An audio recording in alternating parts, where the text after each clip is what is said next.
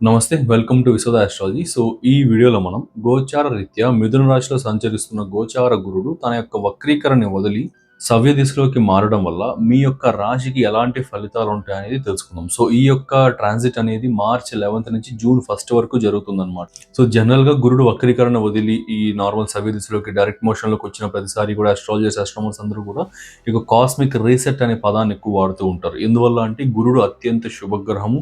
And కారకత్వాలన్నీ కూడా గురుగ్రహ కారకత్వాలన్నీ కూడా ధనానికి సంబంధించి కావచ్చు, ధనాన్ని ఇంప్రూవ్‌మెంట్‌కి సంబంధించి కావచ్చు, ఇంకేదైనా వృత్తి వ్యాపారాల్లో అదృష్టాన్ని తీసుకురావడం ఇలాంటి వాటన్నిటికి కూడా కారకుడు అవుతూ ఉంటాడు. అండ్ అది గురుడున్న రాశిని బట్టి, రాశి తత్వాన్ని బట్టి మీ యొక్క జన్మరాశి నుంచి ఆ యొక్క గురుడున్న రాశి ఎన్నో రాశి అయిందో, అన్నవ రాశి యొక్క కారకత్వాలని బట్టి అది కొన్ని ఫలితాలు మారుతూ ఉంటాయి.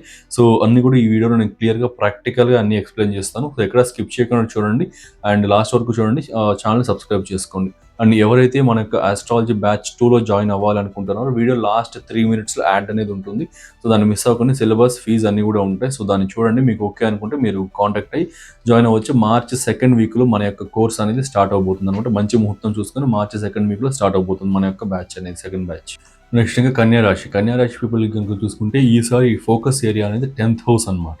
ఈ 10th హౌస్ అంటే మీ ఇక్కడ మీ చతుర్థ సప్తమాధిపతి అయిన గురుడు మిథున రాశి మీ యొక్క దశమ స్థానంలో గోచార సంచారం చేస్తూ వక్రీకరణ వదిలి సవ్య దిశలోకి వెళ్తున్నాడు. మార్చ్ 11 నుంచి జూన్ 1 వరకు ఉంటుంది. స్మాల్ అప్డేట్ లాంటిది ఇది.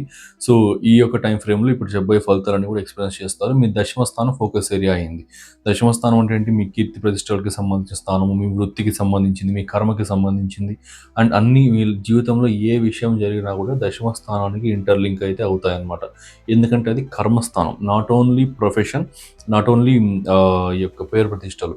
సో, ప్రొఫెషన్ కావచ్చు, ఈ నేమ్ స్టేటస్, ఫేమ్ కావచ్చు, ఇవన్నీ జస్ట్ పార్ట్ ఆఫ్ 10th హౌసే కానీ కంప్లీట్ 10th హౌస్ అయితే కాదు.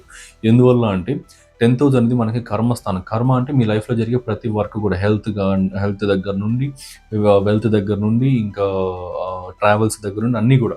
మీ జీవితంలో మీకు హెల్త్ ఇష్యూ వచ్చిందా 10th హౌస్ యాక్టివేషన్‌లో ఉంటుంది ఖచ్చితంగా. హెల్త్ ఇష్యూ క్లియర్ అయినా ఉంటుంది.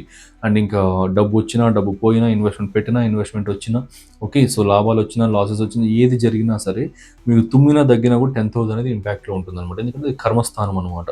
సో, తుమ్మడం, దగ్గడం ఇవన్నీ కూడా ఒక కైండ్ ఆఫ్ వర్క్ లాంటిది. ఒక కైండ్ ఆఫ్ పని లాంటిది.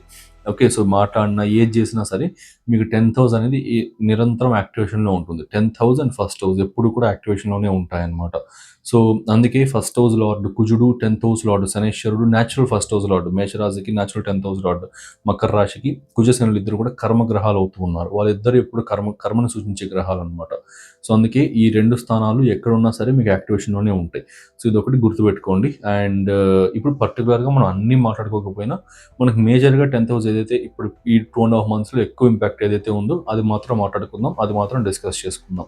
So, professional growth first point. మీ యొక్క ప్రొఫెషనల్ అడ్వాన్స్‌మెంట్‌లో, మీ ప్రమోషన్స్‌లో కావచ్చు, ఇట్లాంటి వాటిల్లో జరుగుతున్న డిలేస్ అన్నీ కూడా ఎండ్ అయ్యి మీకు రావాల్సిన ప్రమోషన్స్, రావాల్సిన నేమ్, ఫేమ్, గ్రోత్ అన్నీ కూడా రావడం అనేది జరుగుతుంది. నెక్స్ట్ ఇంకా మెంటర్ గైడెన్స్. మెంటర్ గైడెన్స్ అంటే ఏంటంటే మీకు ఒక మంచి ప్రొఫెషనల్ గురువు కావచ్చు, మీ యొక్క డొమైన్‌లో, మీ యొక్క ప్రొఫెషన్‌లో మీకు మంచి గైడెన్స్ ఇచ్చే పర్సన్‌ని ఒక గురువు లాంటి వారిని మీరు ఖచ్చితంగా మీట్ అవుతారు. ఆ మీట్ అవ్వడం ద్వారా ఏంటంటే వారి ద్వారా మీ కెరియర్ స్ట్రాటజీస్ అనేది మారుతాయి అండ్ మీ కెరియర్ అడ్వాన్స్‌మెంట్ అనేది జరుగుతుందనమాట.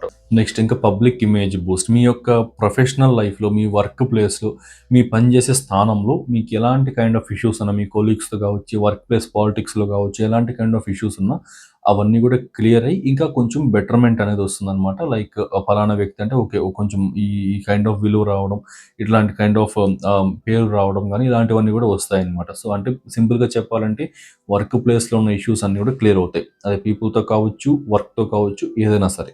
కాకపోతే ఒక చిన్న కైండ్ ఆఫ్ నెగెటివ్ అని కూడా చెప్పలేం గానీ, ఒక ఒక పాయింట్ ఏంటంటే ఈ టైమ్ పీరియడ్‌లో డిపెండెన్సీ ఎక్కువుంటుందనమాట.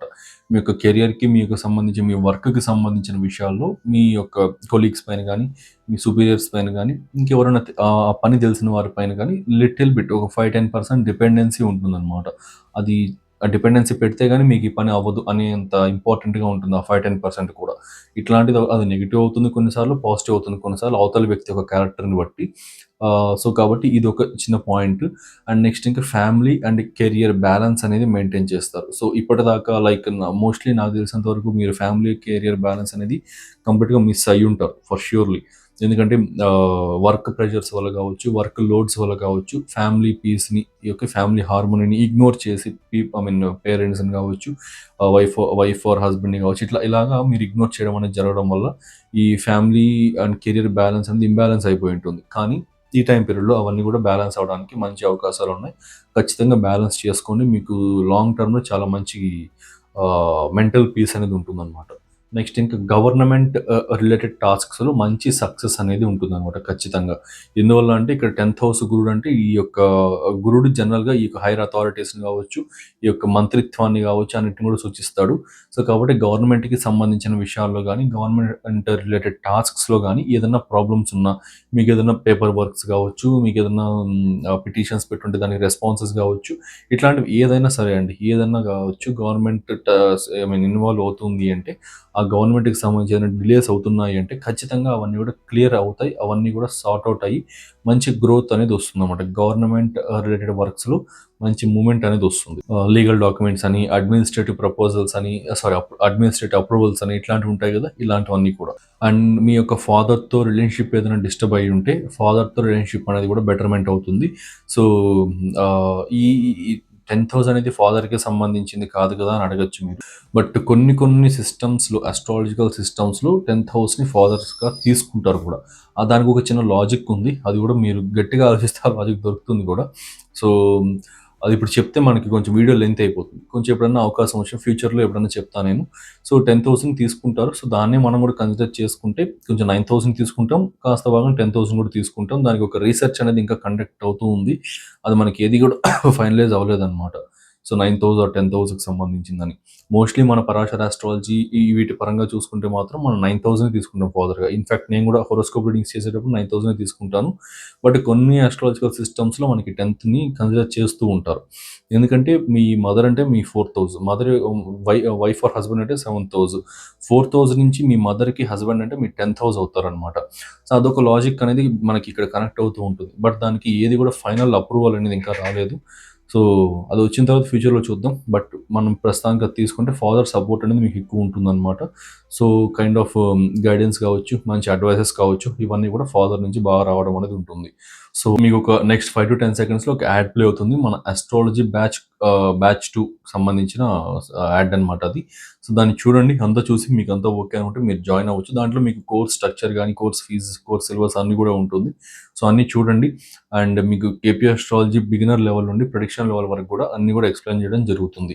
సో అంతా చూసి మీకు నిజంగా ఇంట్రెస్ట్ ఉంటే కాంటాక్ట్ అవ్వండి. సో ఒక మంచి బ్యూటిఫుల్ ఎక్స్పీరియన్స్ అయితే పొందుతారనమాట. సో ఆఫ్టర్ దిస్ కోర్స్ మీరు.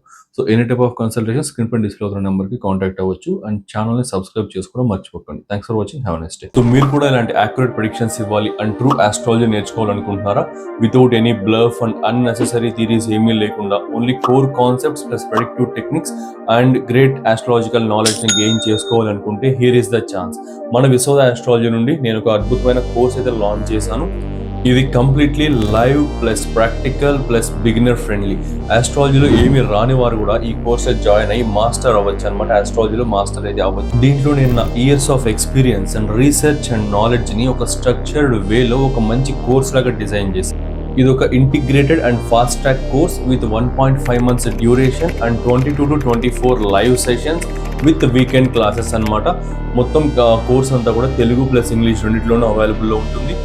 ఈ integrated Vedic plus KP astrology కోర్సులో మీరు నేర్చుకోబోయే టాపిక్స్ వేదిక్ నుండి 12 zodiac signs, houses and planets, friendship and enmity among planets, key yogas and doshas, Vedic astrology ప్రకారం ఫైనాన్సెస్ ఎలా క్యాలిక్యులేట్ చేయాలి, మ్యారేజ్ ఎలా చూడాలి, కెరీర్ ఎలా చూడాలి, లైఫ్ గ్రోత్ ఎలా చూడాలి అన్ని కూడా ఎక్స్ప్లెయిన్ చేసి ట్రాన్సిట్స్ అండ్ రెమెడీస్, ఇవి వేదిక్ లోని core concepts. Next moving to KP astrology.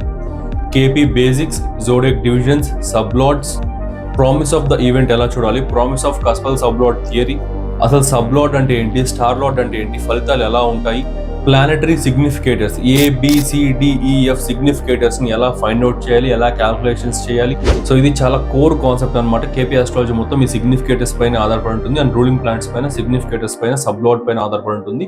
So core అయిన ఈ ABCDE సిగ్నిఫికేటర్స్ ఎలా ఫైండ్ అవుట్ చేయాలి, రూలింగ్ ప్లానెట్ థియరీ ఏంటి, రూలింగ్ ప్లానెట్స్ అంటే ఏంటి, పరిపాలక గ్రహాలను ఎలా చూడాలి, మెయిన్లీ కేపీ టెక్నిక్స్ అయితే నేర్పిస్తాను. Basic rules and advanced rules, ఇలా ఇంకా చాలా core concepts and predictive techniques, అద్భుతమైన ప్రెడిక్టివ్ టెక్నిక్స్ చెప్తాను.